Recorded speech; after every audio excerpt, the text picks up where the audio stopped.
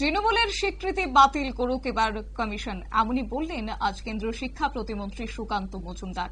অবশ্য বিএলও তৈরির কাজে হস্তক্ষেপ করার জন্য ব্যবস্থা নেওয়ার অধিকার রয়েছে কমিশনের, তাই অতীতের কথা স্মরণ করিয়ে মমতাকে এবার চাপে রাখলেন সুকান্ত মজুমদার। কি বললেন তিনি আজ, শুনুন। দেখুন, প্রথমে আমি বলবো যে একটি সাংবিধানিক সংস্থার উপরে একজন মুখ্যমন্ত্রী যিনি সংবিধানের শপথ নিয়ে বসে আছেন তার এই ধরনের স্টেটমেন্ট করা যায় কিনা সব থেকে বড় বিষয় হচ্ছে, ভাবনা চিন্তার বিষয় হচ্ছে। দ্বিতীয় যে বিষয়টি, এসআইআর ঠিক হয়েছে যে নির্বাচন কমিশন তারা ঠিক করেছেন তারা করবে, স্বাভাবিকভাবে আমি চাইবো তাদেরকে করতে হবে। কিন্তু আমার মনে পড়ে যাচ্ছে সম্ভবত 2009 সালের ঘটনা। সিপিএম এর বিমান বোস থেকে শুরু করে এরকম বিভিন্ন লোকেরা, যারা সিপিএম তখন ক্ষমতায় ছিল, তারা নিজেদেরকে ভগবান মনে করতেন, তারা নির্বাচন কমিশনের উপরে এই ধরনের নানা ধরনের বক্তব্য রেখেছিলেন।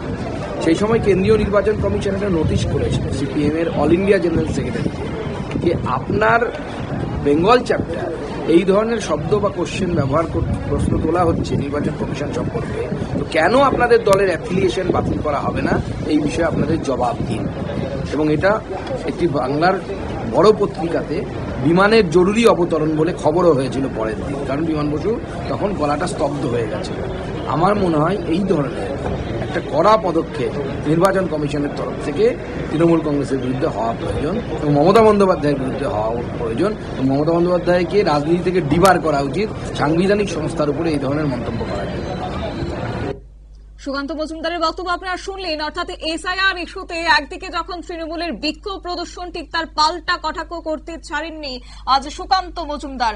অবশ্য তিনি বললেন যে তৃণমূল কংগ্রেস সবসময় এটা করে আসছে কারণ তারা জানে যে তাদের ভোট ব্যাংকে রোহিঙ্গা এবং বাংলাদেশ থেকে আসা মুসলিমরা রয়েছে।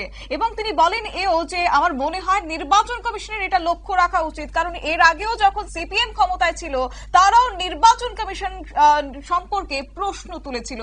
তাই অতীতের কথা মনে করে দিয়ে একদিকে নির্বাচন কমিশনকে যেমনটা তিনি বললেন লক্ষ্য রাখার জন্য, পাশাপাশি বিদলেন বাংলার মুখ্যমন্ত্রী মমতা বন্দ্যোপাধ্যায়কেও। নিয়ে নিচ্ছি ছোট্ট একটি বিজ্ঞাপন বিরতি, সঙ্গে থাকুন।